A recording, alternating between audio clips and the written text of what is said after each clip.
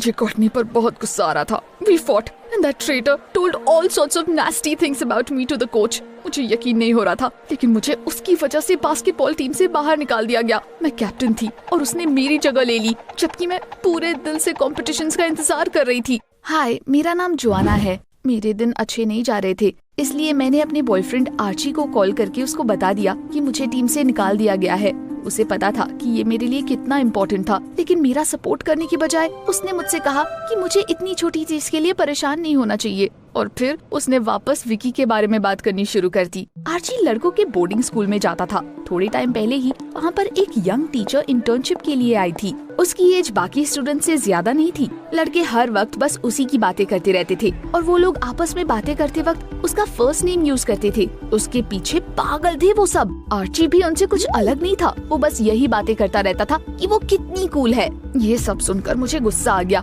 इसलिए मैंने अपना फोन ऑफ करके किचन में कैरेट जूस बनाने के लिए चली गई। It always helped me calm down. Juice पीते पीते मुझे अचानक एक क्रेजी आइडिया आया। सिटी बास्केटबॉल कंपटीशन में मेंस एंड विमेन्स टीम्स दोनों पार्टिसिपेट करने वाले थे। आर्ची के बोर्डिंग स्कूल ने भी इसमें पार्ट लिया था। मैंने सुना था कि उनका कोच और उनकी टीम दोनों बहुत अच्छे हैं। What if I joined it and then beat Courtney's team? मैं लड़का बनने का नाटक करके बोर्डिंग स्कूल में ट्रांसफर ले सकती थी। इस तरह मैं एक तीर से दो शिकार कर लेती, क्योंकि वहाँ जाने पर मुझे आर्ची पर नजर रखने का भी मौका मिल जाता और मैं ये भी देख सकती थी कि असल में विकी कैसी है। ये बिल्कुल क्रेजी आइडिया था, लेकिन पता नहीं क्यों मुझे तो काफी अच्छा लगा। मैंने उसी दिन अपनी मॉम को इसके बारे में बता दिया। Let me explain. सबसे पहले तो मेरी मॉम दुनिया की सबसे कूल मॉम है। उन्होंने हर चीज में हमेशा मुझे सपोर्ट किया है। और दूसरी बात, वो बॉयज बोर्डिंग स्कूल के प्रिंसिपल को काफी अच्छे से जानती थी। ऑफ कोर्स ये इजी नहीं होगा, लेकिन अगर तुम्हारे लिए ये इतना इम्पोर्टेंट है तो मैं तुम्हारी हेल्प करने के लिए कोशिश करूंगी। मैंने खुशी से अपनी मॉम को कसकर गले लगा लिया। मैंने बोला था ना, मेरी मॉम दुनिया की सबसे कूल मॉम है। उन्होंने बोर्डिंग स्कूल के प्रिंसिपल को किसी तरह इसके लिए तैयार कर लिया। हमने डिसाइड किया कि मैं कंपटीशन से पहले कुछ हफ्ते तक पढ़ाई वहीं पर करूंगी और फिर अपने रेगुलर स्कूल चली जाऊंगी। Mom helped me with the transformation into a guy. मैंने आदमियों के कपड़े और विग खरीद लिए। कुछ दिन बाद जॉन नाम का एक नया लड़का बोर्डिंग स्कूल आया। प्रिंसिपल मुझसे मिले और मुझे अपने ऑफिस में ले गए। उन्होंने मुझे बताया कि वहाँ पर सभी लोग एंशिएंट ट्रेडिशंस फॉलो करते हैं। स्कूल डेज पर स्टूडेंट्स के लिए बाहर जाना, वीडियो गेम्स खेलना, जंक फूड खाना और ऐसी बहुत सारी चीजें मना थी। वहाँ पर बहुत सारे बोरिंग रूल्स भी थे। मैंने उनसे वादा किया कि मैं सारे रूल्स फॉलो करूंगी और फिर डॉर्मेट्री में चली गई। अच्छी बात ये थी कि वहाँ पर सभी स्टूडेंट्स के पास अपना खुद का बेडरूम था। उन्हें बस लिविंग रूम और शावर शेयर करना पड़ता था। While everyone was in class, I tried to figure out how to act. मैं जानती थी कि आर्ची भी मेरे वाले ही ब्लॉक में रहता था और इसीलिए मुझे डर था कि कहीं वो मुझे पहचान ना ले। हाय, माय नेम इज जॉन। मेरा अभी अभी यहाँ पर ट्रांसफर हुआ है। आर्ची ने मुझे गौर से देखा। अजीब बात है, लेकिन तुम्हारा चेहरा काफी जाना पहचाना सा लग रहा है। क्या हम पहले मिल चुके हैं? Oh my God, that was creepy. मैंने खुद को किसी तरह संभाला और स्माइल करते हुए बोला कि हम शायद सिटी में एक दूसरे से मिले होंगे। आर्ची हंस पड़ा और वापस उसके बारे में बात नहीं की हमने। उसके बाद हमने थोड़ी देर स्कूल के बारे में बात की। फिर मैं तुरंत अपने बेडरूम में आ गई। जब मैं अगले दिन क्लास में गई तो मेरे क्लासमेट्स मेरे साथ कुछ ज्यादा फ्रेंडली तो नहीं थे। जल्दी ही मुझे पता चल गया कि आर्ची उनका लीडर था। उसके फ्रेंड्स का अपना एक अलग ग्रुप था और वो सारे मिलकर तुरंत मेरा मजाक उड़ाने लगे। मेरी किस्मत अच्छी थी कि तभी स्कूल की घंटी बज गई और उन्होंने मुझे अकेला छोड़ दिया। लेकिन बाकी के दिन बीच बीच में वो मुझे परेशान करते रहे। John is so cute, he looks like a girl. वो इसलिए क्योंकि मैं लड़की ही हूँ। मुझे आर्ची के फ्रेंड्स पर गुस्सा तो बहुत आ रहा था, लेकिन मैं बहुत ज्यादा अटेंशन नहीं पाना चाहती थी, इसलिए मैंने उन्हें इग्नोर किया। लेकिन आखिरी क्लास के दौरान मेरी सच्चाई बाहर आने ही वाली थी। उस वक्त ज्योग्राफी क्लास चल रही थी और विकी वो क्लास ले रही थी। वो सचमुच काफी गॉर्जियस थी। सारे लड़के उसे घूरे जा रहे थे, यहाँ तक कि आर्ची भी। It made me so angry that I almost caused a scene, लेकिन मैंने किसी तरह खुद को संभाल लिया। स्कूल के बाद मैं जिम गई। मैंने वहाँ स्कूल के कोच के पास जाकर कहा कि मैं बास्केटबॉल टीम ज्वाइन करना चाहती हूँ, लेकिन उन्होंने तुरंत बोल दिया कि मैं ज्यादा लंबी नहीं हूँ। My height was fine for women's team but for the men's one. मैंने उनसे खुद को प्रूव करने का एक चांस मांगा। कोच राजी तो हो गए, लेकिन उन्हें मुझसे कुछ खास उम्मीद नहीं थी। लेकिन जब मैंने अपना स्कोर करना शुरू किया तो वो दंग रह गए। मैंने बहुत अच्छा किया और जल्दी ही कोच मेरी हाइट के बारे में सब कुछ भूल गए। लेकिन तभी आर्ची और उसके फ्रेंड्स आ गए। उसने मुझे बहुत दूर से बॉल शूट करने के लिए बोला। ये इजी नहीं था, लेकिन मुझे अपनी स्किल्स पर पूरा भरोसा था। I would have succeeded, but then when I jumped my wig almost fell off. उसकी वजह से मैं डिस्ट्रैक्ट हो गई और बॉल मिस हो गई। आर्ची और उसके फ्रेंड्स हंस पड़े और मैं अपसेट हो गई। मैंने आर्ची को पहले कभी वैसे एक्ट करते नहीं देखा था। वो हमेशा मेरे साथ प्यार से और अच्छे से पेश आता था, लेकिन कोच वो मुझसे इम्प्रेस्ड हो गए और उन्होंने मुझे टीम में एक्सेप्ट कर लिया। मैं रात को बहुत देर से नहाने गई। मैंने वो टाइम इसलिए चुना था ताकि बाकी लड़के वहाँ पर ना हो। मैंने फाइनली अपना विग उतारा और अपने बाल धोए, लेकिन जब मैं इसे सुखा रही थी तभी अचानक कोई बाथरूम में घुस गया। मैं तुरंत अपने कपड़े और विग लेकर स्टॉल में वापस भाग गई। John, are you in there? मैं आर्ची की आवाज पहचान गई। मुझे स्टॉल में ही अपने कपड़े बदलने पड़े और मैंने गीले बालों में ही विग लगा लिया।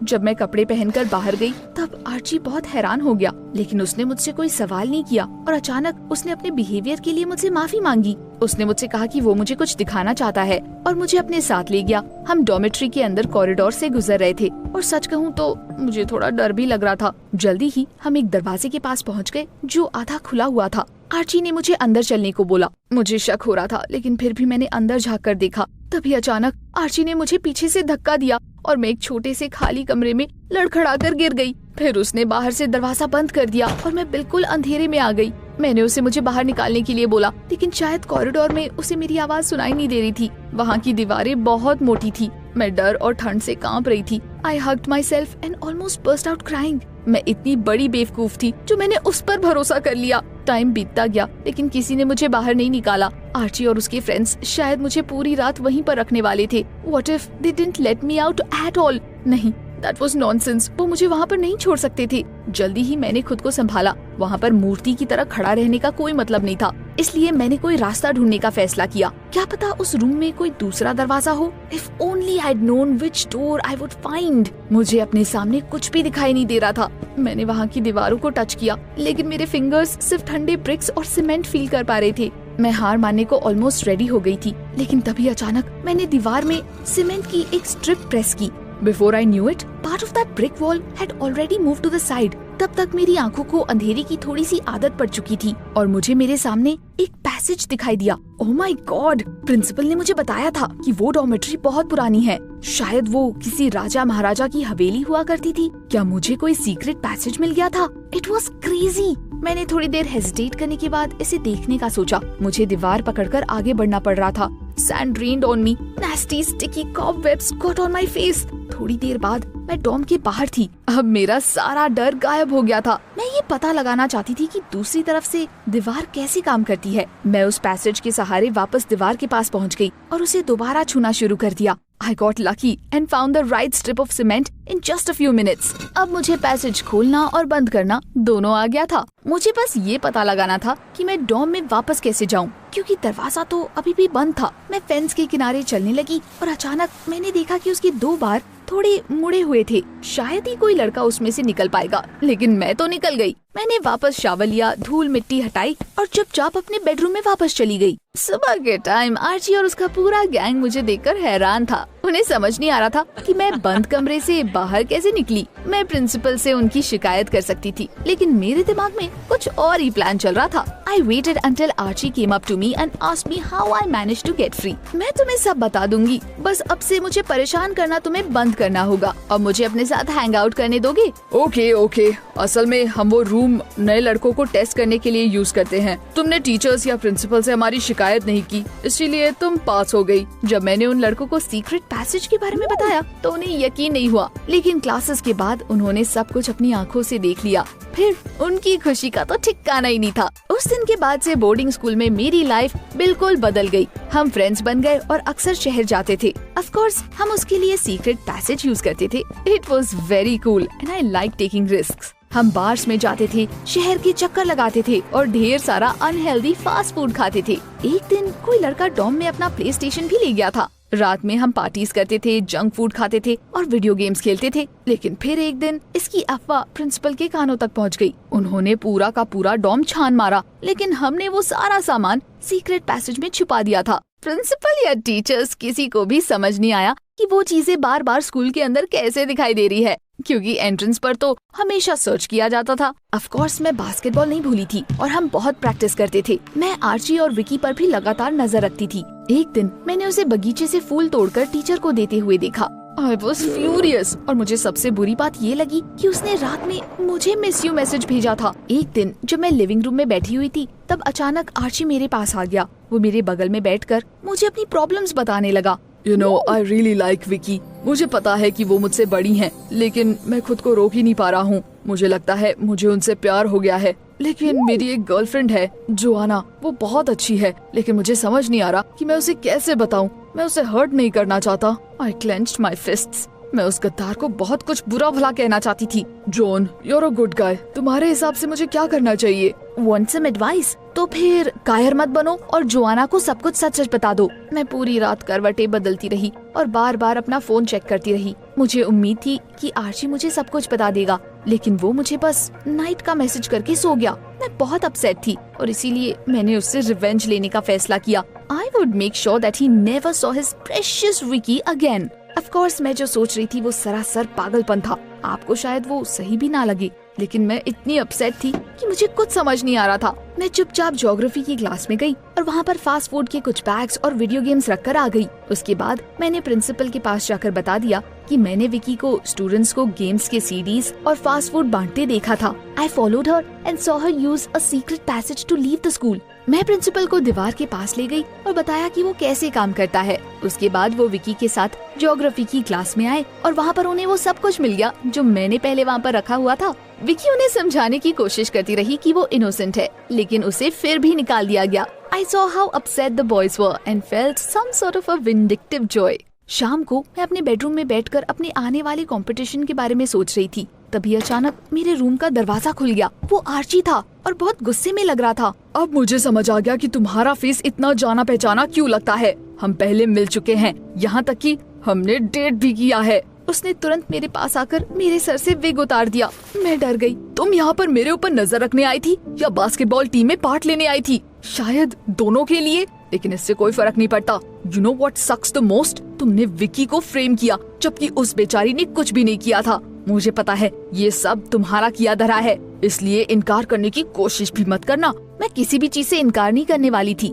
हाँ, मैंने गलत किया था, लेकिन इसमें सारी गलती तो आर्ची की थी। You framed Vicky and I will frame you। उसने मेरा हाथ पकड़ा और मुझे अपने साथ खींचना शुरू कर दिया। वो मुझे कोच के पास ले जा रहा था। आर्ची ने उन्हें बता दिया कि मैं लड़की हूँ। कोच हैरान रह गए और शुरू में तो उनको यकीन भी नहीं हुआ, और जब हुआ तो वो अपना माथा पकड़कर बैठ गए। The competition is tomorrow और हमारे पास कोई ऐसा नहीं है जो जॉन की जगह ले सके। मुझे यकीन था कि मुझे बेइज्जत करके टीम से निकाल दिया जाने वाला है, लेकिन मैं गलत थी। कोच ने मुझे जॉन बनकर कंपटीशन में पार्ट लेने की इजाजत दे दी। उन्होंने आर्ची से बोल दिया कि अगर उसने किसी को सच्चाई बताई तो वो उसकी वजह से पूरी टीम को रिस्क में ले जाएगा। इसलिए आर्ची को गुस्से में होने के बावजूद अपना मुंह बंद रखना पड़ा। I won't lie, I felt a huge relief and was really happy। Competition वाले दिन मैं बहुत नर्वस थी, लेकिन खेल शुरू होते ही मेरा दिमाग बिल्कुल शांत हो गया। हमारी टीम जीत रही थी और मैं काफी कॉन्फिडेंट फील कर रही थी। आखिर में हमारी टीम और कोर्टनी की टीम फाइनल्स में आ गई। It was exactly what I wanted.